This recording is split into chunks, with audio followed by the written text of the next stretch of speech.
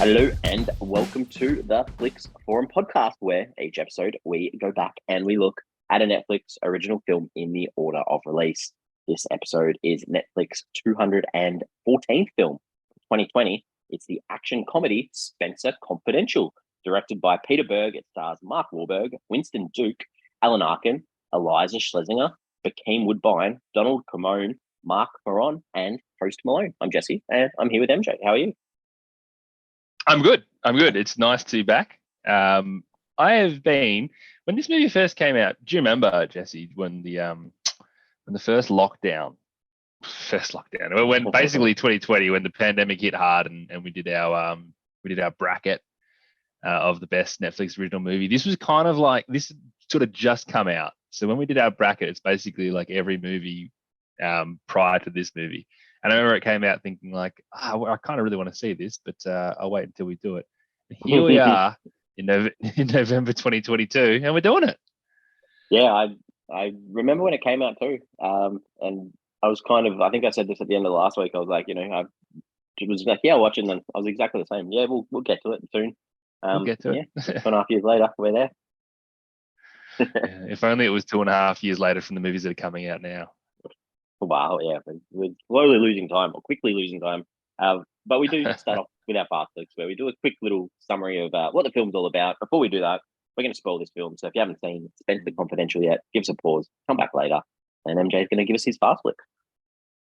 My fast flicks, I have to be honest with you, it's two sentences. I just felt like there was two things I needed to mention here that are relevant to trying to pitch this movie.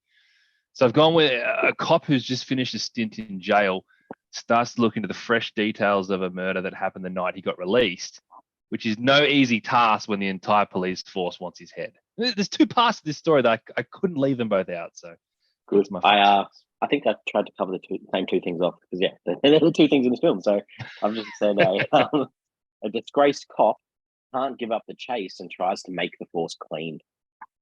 Oh yeah, I like that. And he shouldn't be disgraced. That's what I like about it. He did the right thing. True, anyway, but he is, unfortunately. Well, let's get into it and talk about how this film ended up on Netflix and what you found out about it. Considering this is a Peter Berg film starring Mark Wahlberg and was a pretty decently sized release for Netflix, I actually haven't got a heap of information on it, to be perfectly honest. So, the film itself was originally titled Wonderland, which is a key component of the film. Probably a good call that they didn't do that, because you would have spent 75% of the movie wondering where Wonderland comes in. So good change. That was back in 2018. That's when we first heard about it. That's when the majority of the cast was first announced. And then they began filming later that year. So late 2018 in Boston, they were filming this. And then I don't know much else about how it sort of came to Netflix, but it did come to Netflix as an original. I don't know if they were on board prior to filming or they picked it up later, but it released on Netflix on the 6th of March, 2020. In terms of a little press release that they had in April, so a month later, Netflix discussing their quarterly business data. They reported that 85 million households had watched the film over the first 6 weeks. And then later that year in November, Variety, I don't know where Variety get their data from, but I'd like to hear more about this kind of stuff. But they reported that the film was the 21st most watched straight to streaming title of 2022 up to that point. That doesn't feel like the fact that there's 20 films before that in 2020. But yeah, I'd like to know. I'd like to know that every single year if they could release that data of what are the most watched streamed films. Didn't even crack the 20 though. It got announced. Yeah, I know. It got announced on September of that same year. So this is, over 2 years ago now that this got announced. That there's a sequel in development with Peter Berg and Mark Wahlberg both returning. I haven't found much since that to get any more excited about that. Obviously, the film leaves with a unashamedly opening for them to do another one. But yeah, I guess they'll weigh it all up. Good, yeah. I guess the only other context is that it's based on a novel from 2013. Robert B. Barker's Wonderland, and then itself is a continuation of these same characters from a detective TV show, which was called Spenser, and also sorry, it's a detective series, and then the TV show was called Spenser for Hire, which I hadn't seen, hadn't heard of, but had a couple of seasons, which was interesting. So loosely based. Was this TV show? Was the book based on the TV show? Like, how did that? I saw those dates as well, and they didn't. Yeah, so it was a detective series early on, and then they made a TV show. It was whether it was between the 60s and 80s or whatever it was. They made a TV show, and then someone made a novel in 2013 based on these characters. And then this film is the version of the 2013 version. Gotcha. Gotcha. Tagline. Did you see the tagline for this one? No. No, the tagline for this one was 2 sentences as well. So they like 2 sentences. It was the law has limits. They don't. Oh. Yeah. One of those real corny. That's not like, but that's the film. The film is pretty corny, and it's I'm all right with it. I'll give it a pass. And the translations around the world. So in Brazil, this was called Double Change. In the Czech, it was called Justice According to Spenser. In Hungarian, it was Spenser in Pursuit of the Truth. And in Taiwan, it was Spenser's Secret Mission. So good little changes there across the world. Justice According to Spenser. I'm all right with that. Not bad. It's not bad at all. It was nominated for 2 awards, this film. Best Actress in an Action Movie for Illiza Shlesinger at the Critics' Choice Super Awards. And for favorite... Yeah. And for favorite male movie star for Mark Wahlberg at the People's Choice Awards. And he lost to Will Smith for Bad Boys for Life in that one. So People's Choice Awards. I mean, this is a popularity contest regardless of this actual film. I mean, everyone loves Mark Wahlberg. I love Mark Wahlberg. I agree. I completely agree. It was filmed in Massachusetts. Hit Netflix on the 6th of March 2020, as you mentioned before. What are the critics and audiences saying about this film? IMDb has it at 6.2 out of 10. And that's off 89,000 ratings. Letterboxd is a lot less interested in it. They're at 2.5 out of 5. Only 41,000 ratings there. I did check. It was watched by 58,000 people. It has been watched by 58,000 people on Letterboxd to date. I actually thought those numbers would be a little bit higher, to be honest. Yeah, not the ratings numbers, the watch numbers. Watch numbers, yeah. They're very, and this is a lot closer than last time when we looked at it. But it's only an extra 18,000 or so people. I think last time was like 40,000, extra people that actually watched it and not logged. Yeah. Rotten Tomatoes. This is a bad one. 36% rotten on 85 reviews. So very, very rotten. This one. Audience a little bit higher, but still not a pass mark. Well, on a Rotten Tomatoes scale, it sits at 51%, and that's on more than 1,000 ratings. So not well received by many people, apart from your IMDb's, where it sits reasonable. Yeah. This is an IMDb kind of movie, right? Good. Well, are you with IMDb? What are your early thoughts? I totally get it. Like, I get where the critics are coming from, because like this movie was pretty ordinary. It's very. I didn't know actually going into this film that it was a Peter Berg film, and like if you had told me midway through the film, "Oh, it was a Peter Berg film," I'd be like, "No, it's not." It just didn't feel. It just felt really cringy at so many times. But I must admit, I did enjoy it enough. Like, I can barely think of anything about it that I liked, and it nearly went for 2 hours. But I just sat there and I watched it, and I was kind of happy with it all. I guess it's like the Wahlberg effect. I like Winston Duke. Like, maybe it's just things like that. It was just it was comfy. So yeah, it's kind of hard. Yeah. This was fun. I enjoyed being along for the ride, and it's exactly what you expect in this type of film. You don't expect it to be a real deep, meaningful film with really great emotional scenes or performances that are going for awards. This is that type of sit back, relax on an arvo and enjoy a bit of fun. And I thought it was fun. Yeah, that's fair. I guess it wasn't that the action wasn't that good, the comedy wasn't that good. It didn't really do either of them well, but it was fine. I agree. And I guess we're going to talk about characters now. That it's probably hard to really pull too much out of any of these characters. Start us off. Take it away. So Spenser. Yeah, I agree. Like, I can give you, and this is I have to assume this is all like Mark Wahlberg had to work with. This was the dossier that he got. It's like, hey, what's my character? What's he like? I reckon they've written, he's a reckless dude with good morals, like really good morals, like risk your own life kind of morals. He's also a smart ass. He doesn't really make friends very easily. He's not afraid to shy away from a fight, and he can really take a punch. That's kind of all I got. Yeah, no, I think I've got exactly the same things, just in different words. Like, as you said, he's a man of justice and right, and he doesn't necessarily go about it the right way. Doesn't know when to walk away, and he often doesn't think through what he's doing or his actions. He's got a kind heart. We say that through his dog, Pearl, but incapable of intimacy, seen through Sissy. But he does look out for kids. We see that. And he knows his mum did it hard, and he doesn't want other kids to have to go through what he did. So he's done that time in prison.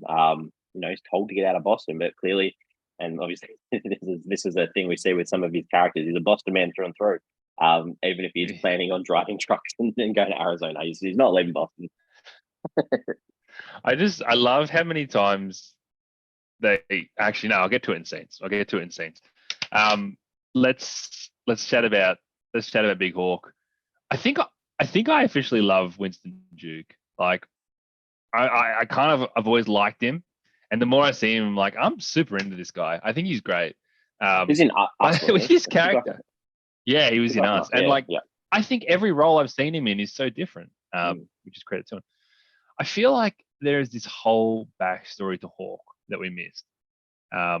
Like, there was a reason for his aloofness, and I guess his similar strong moral code that he had to Spenser. And whilst I'm totally okay with the character feeling like he exists beyond this film, that's fine.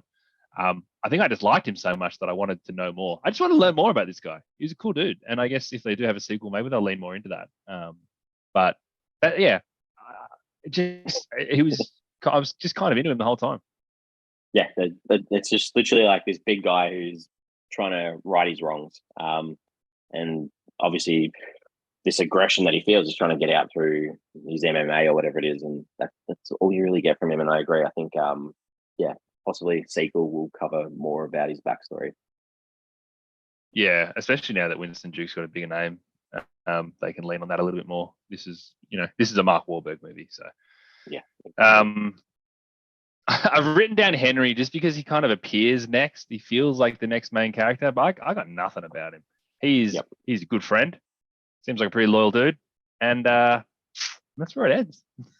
Yep, just straight down the line guy. He's happy to put his neck out on the line to support those that are trying to transition back into life. And then the only other one I've really said I had anything about was Sissy. I want to hear what you I never thought of her as a main character, and then she kind of like popped up as a main character at the end, but it just felt like she was just pure comic relief. Yeah, which was fine. I reckon she was the real humor in the film, really, when everything else that was trying to be humorous didn't work. And I think what I liked about the character was that, and this is probably more through the performance, was that the reactions to everything seemed really like fluent, and it wasn't like really put on. And a lot of the dialogue that was trying to be humorous seemed a little bit stale or a little bit rehearsed, whereas her reactions to what was going on seemed, realistic. So I think I liked that side of the humor. That's a good point, because I imagine reading her dialogue, that could have really fallen flat so easily. So that's a good point. Yeah. All right. We'll talk about Peter Berg, the director. What have you got about Peter Berg? Yeah.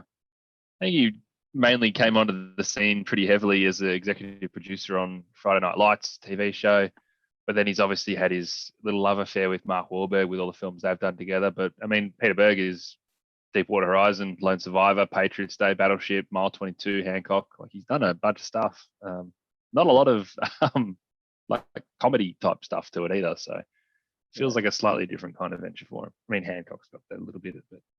Yeah. Well, this is his fifth film with Wahlberg. Done a few music video clips. I mean, he's got 53 producer credits, 54 acting credits, and 31 directing credits. So a bit of everything, really. So a big name for Netflix, really, to have with experience. Yeah, I agree. I think acting credits, because he was in this film. I'm just trying to think what I read, that he was like a voice on a phone call or a radio announcement or something. Just a little bit.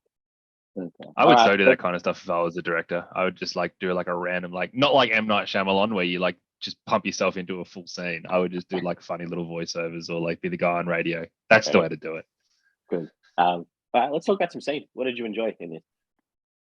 Yeah, this was kind of hard because I didn't particularly enjoy or dislike much of this film. But I did like I liked the opening fight scene in jail, and I think I liked most of the fight where Mark Wahlberg just got himself into a fight. Because they set you up so nicely with that opening fight scene. Like, this guy can fight, man. He can take anyone. He takes on like 3 or 4 thugs in jail, the big dudes, and basically comes out on top. I know it's not clear that he was going to win that fight, but he comes out. And then the next sort of fight you see him in is in the bathroom, and I just love that he gets his ass kicked, but like he's so happy to just jump into it and have a crack. I love that about his character. I think it worked out really well. Like, he got his ass kicked so many times in this movie, but then you still kind of know he's a decent fighter. Yeah, I don't know why, but that stuff was cool. Good. The only other thing that I did really have is I don't know if it's the whole scene or just a portion of the scene, but I liked how much the killing of the cat in that story bothered Hawk. I love that he just kept drawing on that. Like, you know what kind of guy kills a cat and he draws the cat on the car? Like, that really worked for me. I thought that was great. Yeah, I thought I had that as well. The scratching of the cat on the car. Just, he was bullying just because this guy was bad to cats. I thought that was good. That's funny. A couple of little bits, like the bar scene. As they walk into the bar, like the Red Sox are playing on the TV, and they've got the Sweet Caroline, which is their famous song they do. And I just really like the transition that we spoke about. We spoke about the fight in the bathroom, but then that song just cut into the actual fight as well. So I thought that was good, cool. actually. Well done. Yeah. And that's big. That's a big Boston thing too. So that's cool. And then Sissy and Spenser like sort of going at it in the toilets. I didn't necessarily like that, but I liked the thought that it was so funny that Hawk and the whole restaurant could hear what was going on. And then like just the response with the, she's like, you got a stain on your dress. She's like, it's a souvenir. I was like, who said that? But that was part of it. It's just, oh God, I know, it had me laughing. So you liked your toilet scenes? Yeah, toilets are good. The Mexican restaurant, I thought the fight, and then the same thing with Hawk sort of sitting in the car with the headphones on, and then just out of nowhere sort of backed into the restaurant. I thought that was funny. I like the tender moment of Hawk helping Terrence's kid move the bed. He's like this big giant sort of thing. He's like, yeah, I can help you move the bed. I thought that was a nice little moment to show his softer side. Nice. Just Spenser and Hawk when they were standing on that bridge, and they just throw that hammer off the bridge straight through the truck window. I thought that was funny. And then obviously they take the truck with the drugs home, and then it's his dogs, the narcotics dogs. So yeah, I just thought that was good comedy. When they kidnap Henry and Sissy goes to save him, and she's like, asking if he'd been violated. So that was so funny to be asking an old man. That was great. And the final thing, we touched on this before, the setting up the sequel, with the church fire. I just thought it was hilarious that guy's name was Martin Foley. Because in the pandemic in Australia, Martin Foley was a big player, and he was on the press conferences every day. And I just thought it was hilarious that there's another guy called Martin Foley. Weird. I didn't even pick up on his name, but I was like, when you mentioned that, I'm like, why is Jesse bringing up this scene? It's like a scene that he liked. Because the guy's name was Martin Foley. I completely missed that. Okay. All right. Anything you didn't like? Yeah, again, not really, but there was one scene, and I guess the scene off the back of it that just didn't work, and that was the dog attack scene. I just don't know where it came in, why it came in. It wasn't good. And then this is what really annoyed me. So as soon as that scene finishes, Mark Wahlberg rolls into the gym, Hawk's sort of standing there. And you got to bear in mind, Mark Wahlberg has run off to chase this dog. And then he sort of disappears from view. And he obviously goes into this backyard dog fight. But Hawk wouldn't have seen any of this. He wouldn't have known any of this. So he rolls into the gym, doesn't say anything about being bitten by a dog. He just sort of says, hey, thanks for having my back there. And then obviously you find out that Hawk's got the license plate, and then they reference the dog fight. And I'm like, no, Hawk, you didn't even know about the dog fight, because he says like you're a dog lover or something like that. And I was like, no, like I feel like we just missed a scene that you like talked about getting bitten by a dog or a lion or something. So both of them together were really bad. That the lead up to that, the idea that Spenser or Mark Wahlberg could chase a Corvette down the street, I just thought that was like, that just pushed the limits of ridiculousness.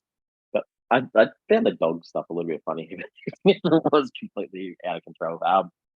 The only other thing I didn't like was a line from Hawk where he said he wanted to be the LeBron James of MMA and make a difference. I was just like, oh, come on. Anything with a LeBron James reference in saying that he's good, didn't like it. But I Sorry. think the idea of that was like Spencer being like, okay, like it's all well and good to like you want to be a good MMA fighter, but like you're probably like early 30s and you just all of a sudden want to be like the greatest. So I think that was kind of the humor there. But Yeah, I realized that your point was that LeBron it's about LeBron James. Yeah, I realized that when I was speaking. Themes, ideas. What was this film trying to say? Well, in a very big way, this film was trying to talk about doing the right thing, and no matter what the cost, like no matter how it's going to affect you, you've got to do what's right. You've got to let that moral compass guide you. And that goes with the whole like David versus Goliath, going up against the big guys. And there's the whole police corruption thing. Obviously, we see it a lot in movies. I find it's a very effective technique, police corruption stuff, because there is always that level of we are like so up against it that even if we sort of win this, we probably don't even win this because we're fighting against the people that can stop this kind of stuff. Like they're really hard. It's really hard to fight against the police. So I always find that's a very important vehicle that they use quite well here, because police corruption's so dirty. Yep, and just to further add to that, I reckon there's even more corruption, not just from the cops as well, because obviously you've got the gangs, you've got the land developers, the business people. So there's corruption all throughout society. But obviously the police one's the highest one because they're supposed to be the people that you can turn to if you're in need of help. So yeah, and obviously as you said, if they wanted to jam it any further down your throat about morals and doing the right thing, then I don't know how they could have added any more into this.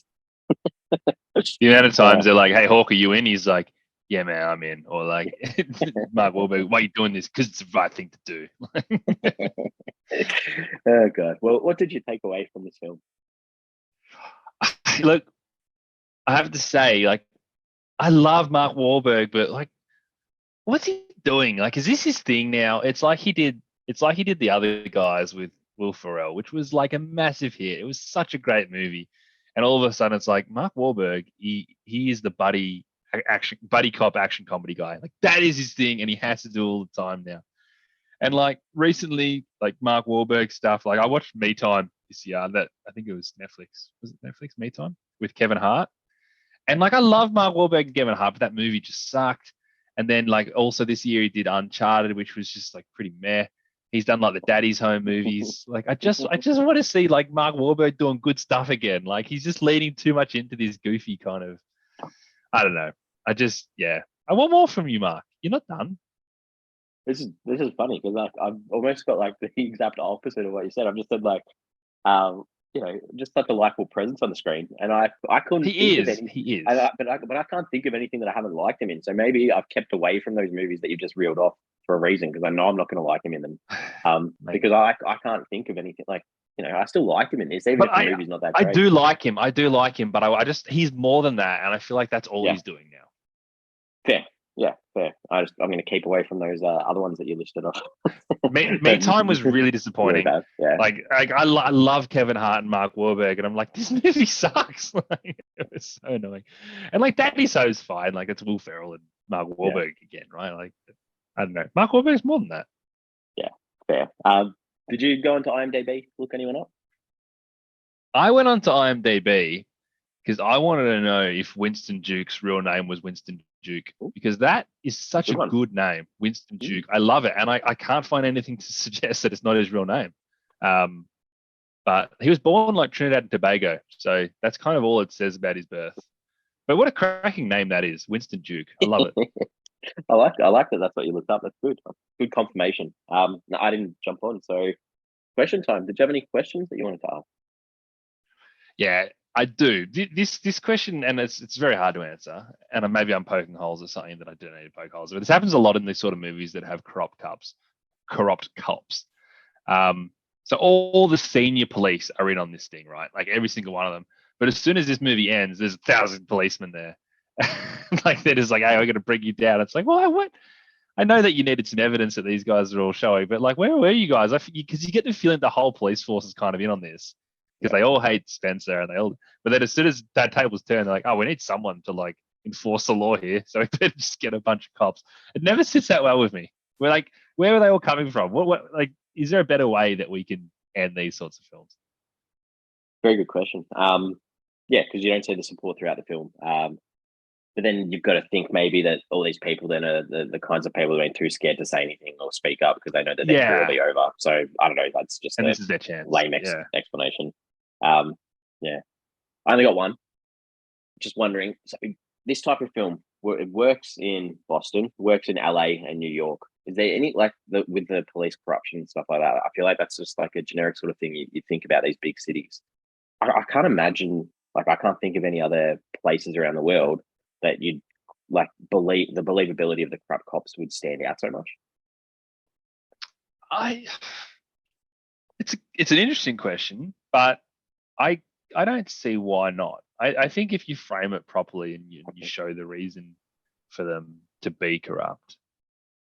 So I'm just trying to think if we could do one in Melbourne, right? Melbourne, yeah. Because does that show I think the general population's distrust in the police force then? Is that what I don't know. It's an interesting sort of thing.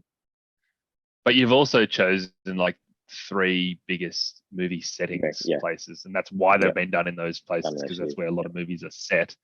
I think it can work anywhere. Yeah. Good. All right. I think we're ready to wrap this one up then. We've put our final thoughts together and come up with a rating out of 5. What are your final thoughts for this? Yeah, I feel like I was a little bit too negative talking through it, because I think the lighthearted nature of what can be construed. This is a pretty serious plot, right? So the lighthearted nature does work, and particularly in the hands of Mark Wahlberg and Winston Duke. So I really don't know why I didn't. Apart from that I didn't mind this movie at all, but I didn't mind it. I thought it was all right. I'd probably happily watch it again at some point. So it's still 3 stars for me. Yeah, good. Good. I mean, this is a dumb action comedy movie. It's not necessarily funny. But some good memorable moments, kept me engaged, wanted to see what was going to happen next. I liked the idea of Hawke and Spenser getting to know each other and working together. And, with the sequel, which we touched on before, I think I probably, would enjoy it more without that need to see them understanding each other. We can just get straight into it and see them working together straight away. So, but I'm also aware in a sequel there's probably going to be some breakup in the friendship along the way. Which anyway. But I'm giving it a 3 out of 5 though. So I'm keen for a sequel. We're on socials. We've got Twitter, Facebook, and Instagram. This is a bit of an out there question for social media this week.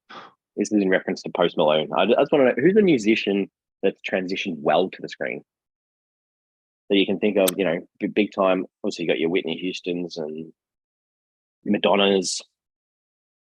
I thought Post Malone was good in this. I thought, obviously, it's a very small role, but I thought he was all right. Gosh, there's some obvious ones, right? I'm just trying to think. Harry Styles is the talk of the town at the moment. Justin Timberlake. JT, yeah, that's true. Very good. He kind of stopped though, didn't he? Crossroads with Britney Spears. Crossroads with Britney Spears. She did some good stuff in How I Met Your Mother. Britney Spears. Yeah, interesting. Oh man, I feel like there's obvious ones and I can't think of them. That's all right. Oh, good. Maybe you have to post it on. I'll have to jump on Instagram or Facebook when we do them. Sounds good. We're back here next week. So next week we've got a mystery drama from 2020 called The Lost Girls. It's directed by Liz Garbus and it stars Amy Ryan, Thomasin McKenzie, Lola Kirk, Una Lawrence, Dean Winters, Miriam Shaw, Reed Burney, Kevin Corrigan, and Gabriel Byrne. So that's what we've got next week for you, which is Lost Girls. Lost Girls. Other than that, sounds good. Yeah, that sounds good. I think I've enjoyed talking about Spenser Confidential. I think it's nice to have just not one that you have to think too much about. Yeah, it was worth the wait that we waited from March 2020 to watch it. Very good. And we'll speak soon. See you, mate.